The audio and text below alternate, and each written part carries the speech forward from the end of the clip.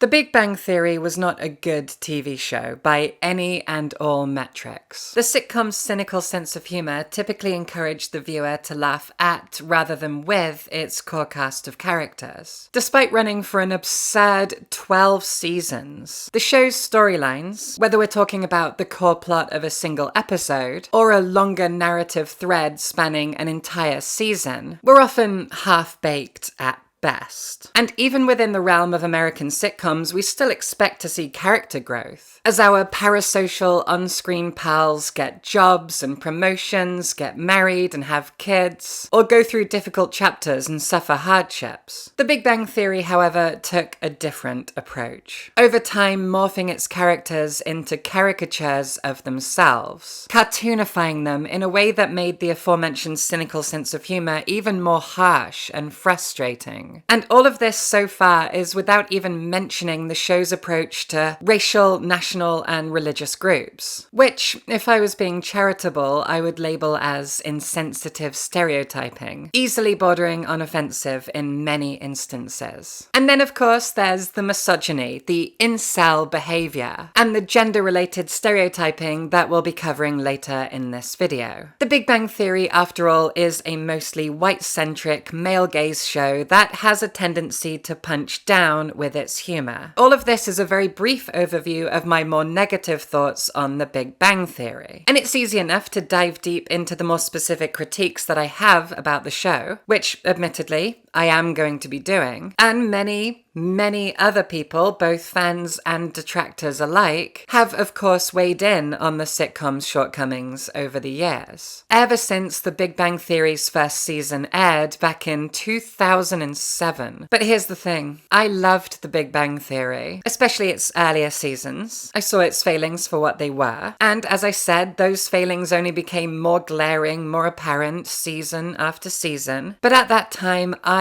personally cast all of that aside, almost out of necessity. See, I needed The Big Bang Theory. And looking back at it now, I'm so grateful to the company that Sheldon, Leonard, and the rest of the gang provided me at a time when I had so little. It's certainly not a particularly unique or hot take to say that trash has its place, and an arguably vital place in our lives. That toxic romance novels and lazy slasher movies, and even formulaic pop music, are all things that we lean on for comfort, and for escapism, and for easy, simple sources of joy at times when our lives prove difficult and stressful and just, frankly, too much. I certainly would never recommend a diet of only those things. You need your vegetables. And the worlds of fiction, cinema, and music are far too broad, beautiful, and diverse to ever limit oneself in that way. It would frankly be a shame to do so. But when we do need these simple, sugary treats and quick fixes, they are there for us. And at a time when I needed it, The Big Bang Theory was there for me. But it does go far deeper than that. This certainly isn't the case of some simple, low-hanging fruit humor being a simple, easy-to-reach funny fix for someone who needed a daily pick-me-up. I truly believe that The Big Bang Theory, as a show, genuinely put some good out into the world. All my criticisms of the show still stand, and we'll touch on them in some more detail soon, but there was something about the show that had a positive impact on its viewers, far beyond just being a cheap laugh. So,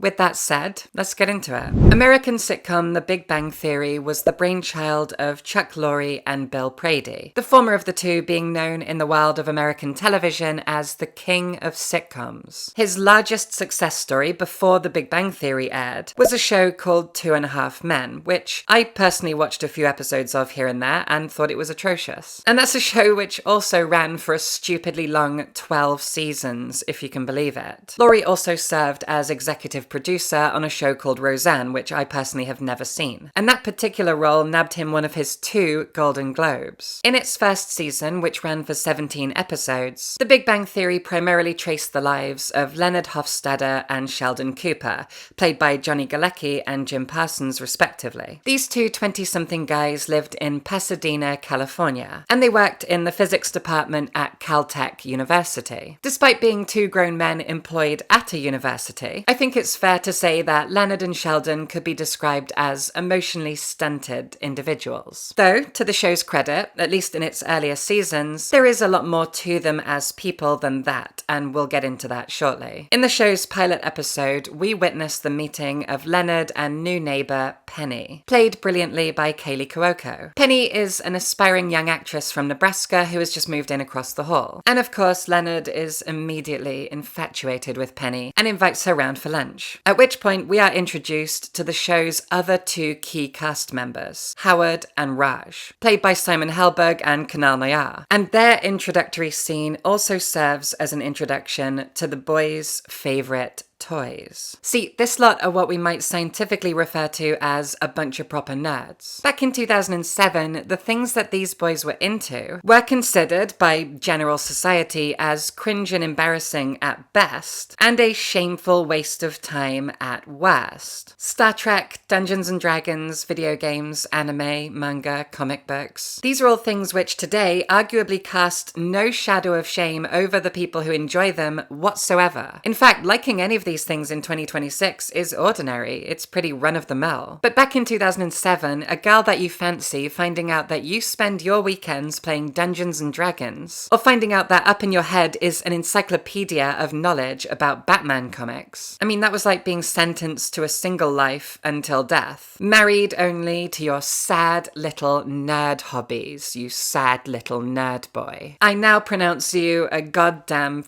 loser. And these were also the kinds of hobbies associated exclusively with men and boys. Girls don't collect superhero comics or play D&D. Girls don't watch Star Trek. Right? This show first came about at the tail end of an enormous, socially encouraged gender schism, which I certainly lived through as a child. And it's something that obviously is still going on, but when it comes to hobbies and interests specifically, things have definitely changed. But when The Big Bang Theory first came around, the rules were that girls would stereotypically mature out of Barbies and into what? The world of makeup and shopping? At least if 90s movies were anything to go by. And boys, well, boys could play sports, or otherwise just keep playing with their action figures until they decided they were ready to have sex. At which point, any perceived passion for nerdy hobbies like video games and comic books was not to be tolerated. Sports, sure. Music, great, very cool. Even better if you play an instrument. That was kind of it though. And them's the rules. Who makes those rules? You. That's who. Now, as I mentioned, the show was clever enough to make a clear split between Leonard and Sheldon right from the beginning. While Sheldon showed no interest in women or in romance whatsoever for the longest time, until that is, his friends decided that a life fulfilled by important, groundbreaking work and a healthy range of hobbies, several of which were quite social, was just not good enough, was basically meaningless without romance. And so they then coerced him into finding an appropriate mate, like the thoughtful and supportive friends that they were.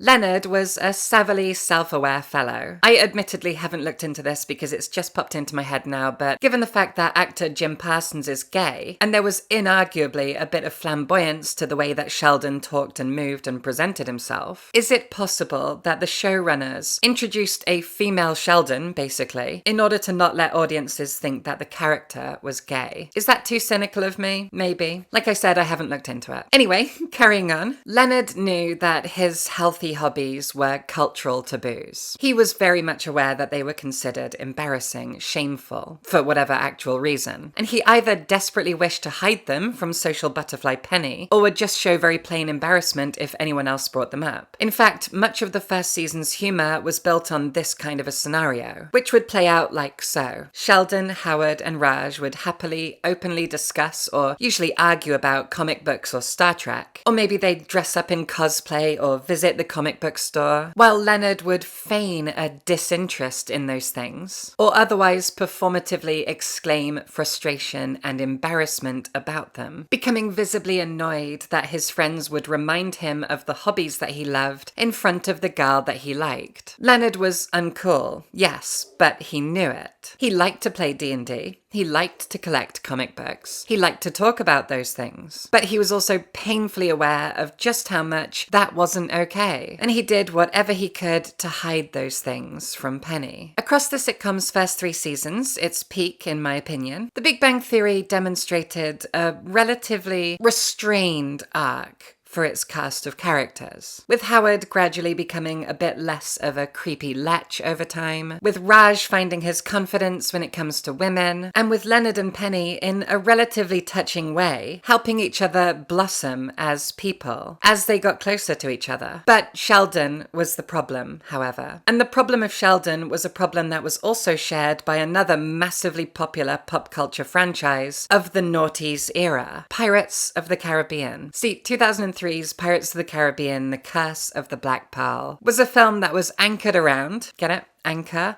Because boats. The romance between Elizabeth Swann and Will Turner. Will Turner was supposed to be the great hero of the piece, while Johnny Depp's Captain Jack Sparrow served as a kind of wild card, the Han Solo character, the roguish comic relief, the colour of the film. But when audiences reacted far more positively and, let's face it, obsessively, to Captain Jack Sparrow, the subsequent sequels within the trilogy, and thankfully it is only a trilogy, they didn't make any more, that would have been terrible, focused primarily on the adventures of Jack Sparrow, making him the central character. The problem with that is that Jack isn't a character designed to have any kind of arc. He's not there to grow, and the more he does grow, the less he is Captain Jack Sparrow. He's a caricature, he's a comic relief character. He's larger than life, but you can't have a larger than life character go through any kind of compelling character arc. At least not one that viewers could actually take seriously. And so this problem was repeated in The Big Bang Theory with the character of Sheldon Cooper. As we all know, Sheldon is played off as the loud and quirky source of comedy against Leonard's straight man, who is in search of romance and has the potential for character growth. Comic relief characters like Jack Sparrow and Sheldon Cooper are static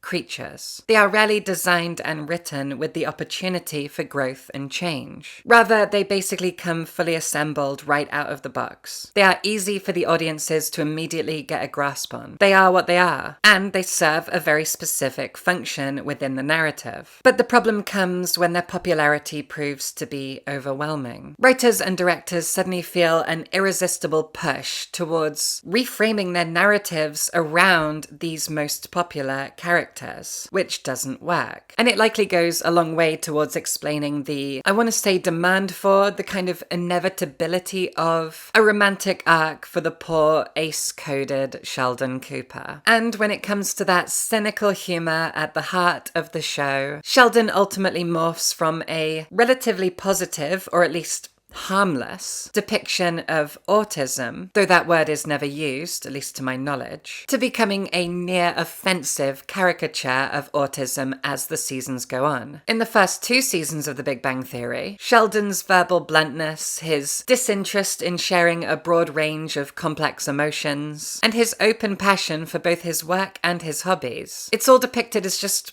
how he is. That's Sheldon. But when it's no longer enough, not only must he suddenly have a love interest, and that love interest be very awkwardly shoehorned in, but the show's cynicism towards its autistic-coded main character only gets dialed up. As you can probably tell at this point, that is one of the big sticking points for me when it comes to The Big Bang Theory's decline and its overall shortcomings. And that is for the simple reason that after finishing university and moving into an apartment of my own, and crucially getting a job that I absolutely hated, I watched the exploits of Leonard, Sheldon, and the gang with a deeply parasocial feeling of jealousy. Now, in order for any of this to actually make sense, I should clarify here for people who don't know that I am, in fact, a transgender woman. And at the time in my life that I'm talking about here, I was not out. Although there was definitely something going on, and the release of Florida punk band Against Me's 2014 album Transgender Dysphoria Blues certainly went a long way in helping me realize what I was. Now, I personally became obsessed with The Big Bang Theory when I was at university around the turn of the 2010s. And my growing obsession with the show at that time very neatly overlapped with my discovery of sci-fi TV shows and comic books. Until that point, I had grown up on a diet of punk rock music and video games. But the release of Christopher Nolan's movie The Dark Knight in 2008, coupled with the interests of the friends that I ended up making at university, who urged me to watch Star Trek and Battlestar Galactica, well, these things really galvanized my nerddom, so to speak. As a child, theoretically, I always thought that comic books and Star Trek would be fun things to pursue as hobbies, but I never actually did so until I got to university. And it was then that I discovered a sitcom that had not only a cast of nerds as its protagonists, but The Big Bang Theory genuinely went to great efforts to depict those hobbies with actual accuracy, and what I perceived as genuine affection for those crown jewels of nerd culture. And we'll touch on that more very soon. In fact, my obsession with The Big Bang Theory extended so far that whenever I was on a night out with friends, which was pretty often, I went to a small university town full of pubs, myself and my girlfriend at the time would set a timer and then head back to my flat to watch The Big Bang Theory at 8 o'clock on, I think it was a Thursday night, before then meeting up with our friends half an hour later at whatever pub they'd then moved on to. Every single week, without fail, we would walk into that pub to jeers and eye rolls, and over time it got more intense because our friends thought we were just a pair of losers. It was never enough to actually make us stop though. So as a kid in their late teens at university, I found a kinship with the cast of The Big Bang Theory. That's fine. That's chill. But I was also a theatre studies student with a girlfriend and an active social life and a love of live music and theatre. So I had a lot more going on in my life than just this one sitcom. But all of that ground to a halt and changed dramatically as soon as I left university. Suddenly, I found myself moving across the country, getting a job that I hated, living alone in a sad little one-bedroom apartment in this sort of nowhere liminal town an hour outside of London, and I suddenly found myself deeply lonely and undeniably depressed. And the only thing that I found could actually keep my spirits up in any way, even a very small way, and it usually was a small way, was this ridiculous, colourful sitcom called The Big Bang Theory. And colour is exactly where we need to start when we talk about the show's more uplifting and positive impact. Take a look at any poster or trailer for The Big Bang Theory, and you will see a wash of primary and secondary colours. In his costume as Sheldon, Jim Parsons would always wear a kind of personal uniform of long-sleeved shirts underneath comic book-themed t-shirts. And these t-shirts were always brightly monochromatic. Reds, greens, purples, yellows. Then there's the apartment that Leonard and Sheldon live in, which acts as the show's primary set. And that apartment is an open space full of light and colour, decorated on every shelf from floor to ceiling with geeky memorabilia. The place has the genuine vibrancy of a coral reef. And that, in my opinion, puts the viewer in a positive headspace. It's like Cocomelon for adults. In fact, a friend of mine many years ago once joked that he liked to sit his flatmate down in front of The Big Bang Theory as a form of distraction and say, "Look mate, look at all the pretty colours, isn't that nice?" And just watch him slip into a kind of trance. And you know what? It worked on me too. Coming home from a miserable job that I deeply despised to my dingy little flat alone and turning on the TV to be greeted with something bright and vibrant and colourful and the sounds of audience laughter, it was a deeply comforting experience that went on for 2 years of my life. The fact that the show was always filmed in front of a live studio audience, every single episode as far as I know, also kind of brought a sense of camaraderie to my viewing of all of the episodes. I knew in my mind that I was sharing a laugh with real people. And I know this all sounds so cripplingly sad. I'm very aware of that. But it's like I said before, this was easy, simple escapism. And simple escapism has a pivotal role to play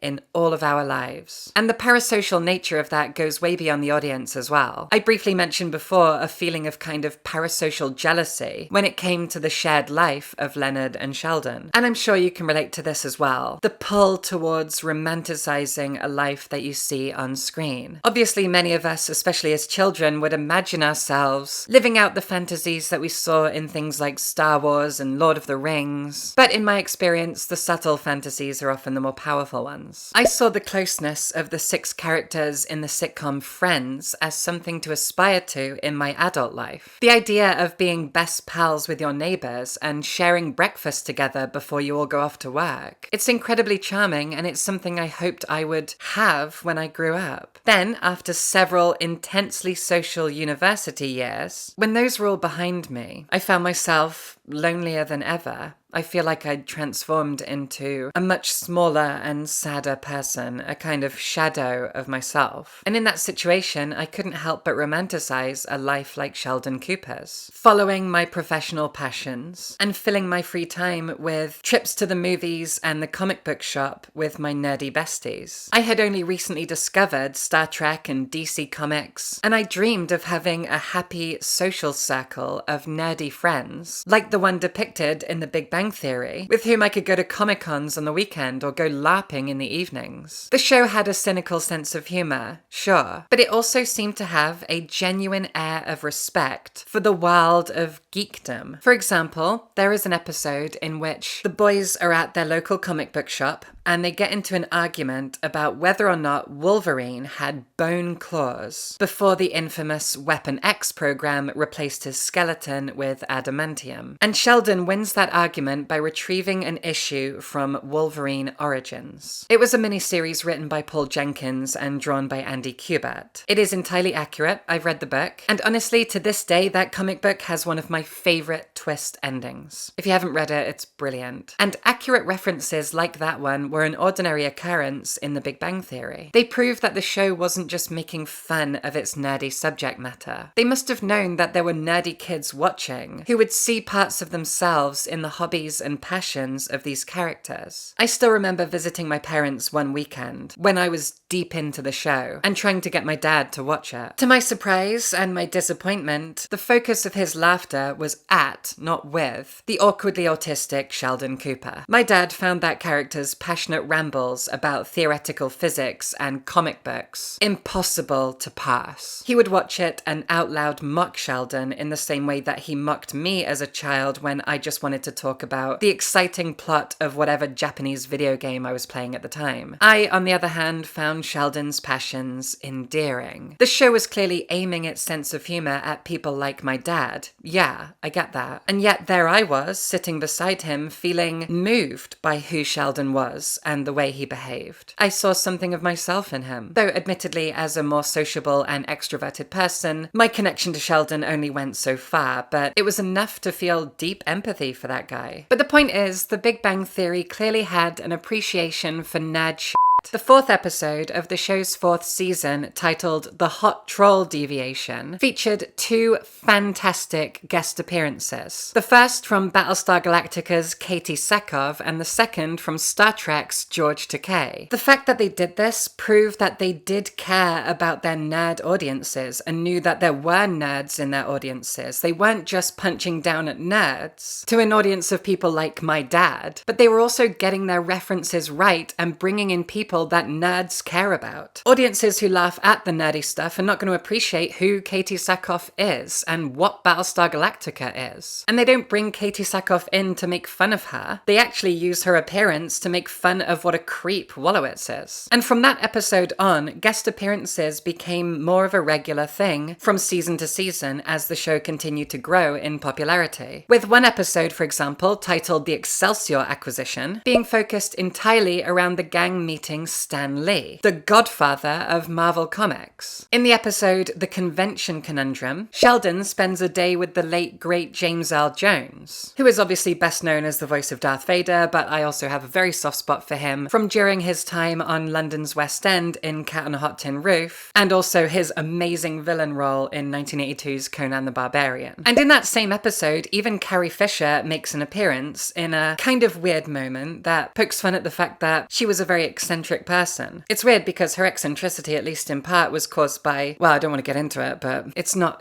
nice. She had a very troubled life. Perhaps most famously of all is the fact that Will Wheaton of Star Trek The Next Generation became a very regular appearance in The Big Bang Theory, playing a kind of caricatured version of himself. And in one episode, one of the few genuinely funny episodes from my perspective, Will Wheaton actually introduces the gang to two of his former cast members, LeVar Burton and Brent Spiner. All of these These guest appearances would mean nothing to those who were just tuning into the show to laugh at the antics of a bunch of socially awkward nerds. They were genuine moments of excitement for someone like me, especially since by the time people like James Earl Jones and Brent Spiner were showing up, I was pretty at odds with the quality of the show's writing. But I still continued to watch it because, in spite of all of its flaws, which again we're going to get to, it was a great source of comfort to me. The problem, the friction, if you like, came from the fact that the writers wanted to center a group of, let's call them social outcasts, in its narrative, at a very crucial turning point in popular culture where nerdy hobbies and interests were breaking into the mainstream. The difference between 2007, when the show launched, and 2012 is absolutely enormous. By the time the show was halfway done, and arguably mostly thanks to the MCU, nerd culture was cool. This had the effect of making our characters the butt of the joke and also kind of off-putting people. With regards to being off-putting, the guiltiest party is obviously the character Howard Wolowitz. During the show's initial handful of seasons, Howard splits the majority of his time on screen between being openly creepy towards women and being cruelly frustrated to the point of belittling his best friend Raj. Both Howard and Raj are socially awkward people, sure, but Raj's awkwardness stems from his literal inability to talk to women unless he's had alcohol, while Howard's awkwardness, on the other hand, stems from him being an arrogant, lecherous little turd. Howard is a manifestation of the attitude that far too many men have. This psychotically naive confidence, born out of thin air, or more accurately, born out of a patriarchal societal system which frames men as the inheritors of whatever they desire, even down to the actual physical bodies of autonomous female human beings. If The Big Bang Theory was reworked into a drama rather than a sitcom, it would only take a little bit of tweaking to turn Howard Wolowitz into an internet forum-dwelling, dangerous incel with a deep-seated hatred for women. In the sitcom's second season, the episode The Terminator Decoupling, which is set entirely on a train, Howard Wolowitz spends the entire episode trying to woo Firefly and Terminator actress Summer Glau. While he doesn't cross any lines physically, he certainly does invade her personal space. He also steals her attention, talks at her relentlessly, thus making myself and every woman watching curl our toes in deep frustration and undeniable discomfort. It's not funny, it's horrendous. Men like him are of course an unfortunate reality, and I aggressively wish they weren't. And it's only when Wolowitz meets his future wife Bernadette that he starts to calm down a bit, thus effortlessly reinforcing the revolting gender stereotype that responsibility must fall on a woman to tame her man. A mother must raise a boy to manhood, or at least the age of manhood, before passing him off to a woman his own age to continue raising him in her place. This disturbing reality is even joked about in the show, when in one episode Bernadette puts on a voice very similar to that of Howard's mother, and it turns him on.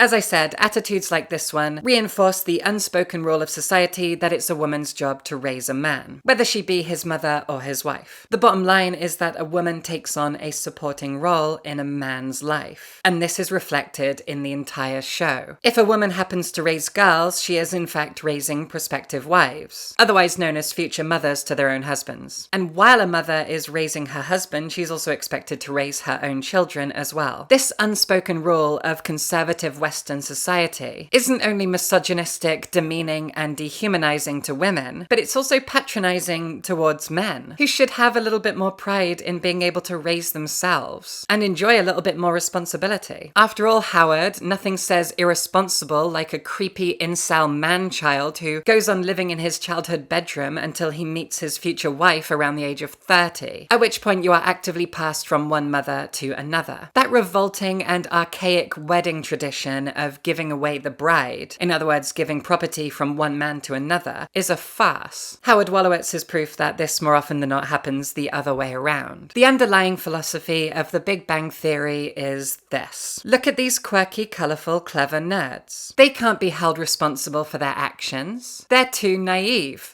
/ immature, / sheltered, / distracted, / focused on their hobbies or their jobs. Let's Let's all just laugh at or with them while they get up to their goofy hijinks episode after episode. And it's as The Big Bang Theory balances its gender scales with regards to its cast that this issue really morphs from being a red flag into a massive neon sign. In fact, from season 4 onwards, it would not be a surprise to me to find out that the script for every single episode opens with interior apartment. The boys are playing with their toys or doing science stuff or whatever, while the grumpy women who manage their lives and tell them no all the time are off to the side drinking wine together in the kitchen and failing the Bechdel test. So then where do we go from here? How do we reconcile the good, which as a former fan I will freely admit is fairly sparse, with the copious and gratuitous amounts of bad? I don't think we can.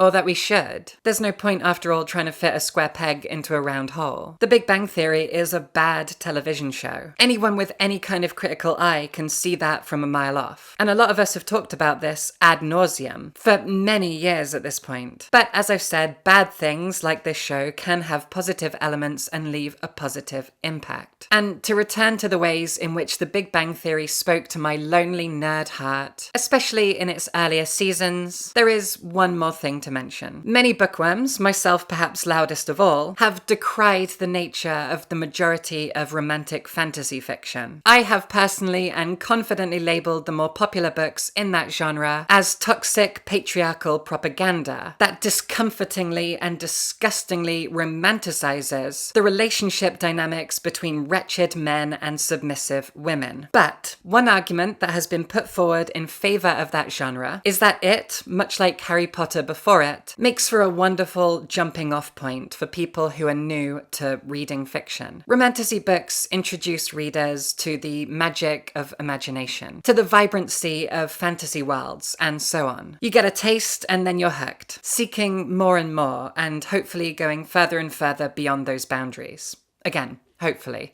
Not everyone does, and I'm concerned for them, but what are you going to do? The people who do continue to push beyond the boundaries are going to sample other genres, as well as other themes and styles of literature. Like I said, this definitely doesn't happen to everyone, unfortunately. But it certainly does happen. And likewise, not everyone who enjoys The Big Bang Theory is going to take it as inspiration to dive deeper into the incredible depths of nerd culture. But crucially, some will. And I did. See, The Big Bang Theory didn't only offer me a parasocial relationship to other Trekkies and comic book nerds. It also guided me in the direction of other good nerd media. For example, in episode 18 of the show's first season, which was titled The Nerdvana Annihilation, that whole episode heavily centers around a life-size prop from the 1960s sci-fi movie The Time Machine starring Rod Taylor. Until seeing that episode of The Big Bang Theory, I had never watched a live-action movie older than the original Star Wars. But that episode, with its Morlock costumes, and a script that lifted the film high as a great work of classic sci-fi cinema, inspired me to go out and pick up a Blu-ray copy of The Time Machine. I love this film, and I only saw it because of The Big Bang Theory. Googling the film as a curious teenager led me to discover that it was an adaptation of a 1985 novella by H.G. Wells. As a child, I loved, but was also a little bit scared of, Jeff Wayne's musical adaptation of The War of the Worlds. And as a teenager, I had read the book as a result. Then, in my late teens, a sitcom that I had grown obsessed with led me on a similar journey to another H.G. Wells classic. And it didn't end there. After watching The Time Machine and loving its practical effects, its set design, its costume design, I found myself wanting more. And so deeper down the classic sci-fi cinema rabbit hole I went. Next up, I watched the original Planet of the Apes with Charlton Heston. I found old episodes of The Twilight Zone online. I read the books of Jules Verne and Arthur C. Clarke. That one episode of The Big Bang Theory had such an enormously enriching effect on me, opening wide the floodgates to enriching classic sci-fi cinema and literature. And this would happen repeatedly anytime The Big Bang Theory showed me an element of classic nerd culture that had passed me by. Leonard, Sheldon, and the rest of the group would watch a movie or talk about a comic book, and immediately after watching the episode, I would be actively online learning about the thing, seeking it out so I could read it or watch it for myself. The Big Bang Theory, a bad sitcom, was basically an encyclopedia of geekdom for me. Kaiju movies, Universal monsters, The X-Files. It all felt kind of endless. A bubblegum show that is so entirely void of its own nutrients. Also at the same time was acting like a doorway into a banquet hall full of enriching and delicious nerd culture. And these episodes, at least in the early seasons, weren't just hollow references like, hey, do you remember that thing? These were decently written episodes that featured a group of friends who had such a love and a reverence for that kind of culture, for science fiction, for comic books, and they were instilling that same passion in me. It worked on me so well, I assume it worked on everyone. But of course it didn't. It was silly that I thought it would. If ever I got into a conversation with a fellow fan, because at one point The Big Bang Theory was the most popular TV show in the entire world, I would be genuinely baffled if The Big Bang Theory hadn't turned that person into a die-hard collector of Batman comics, as well as a die-hard Trekkie. What else was there to enjoy from that show, after all? It certainly couldn't have been the humour.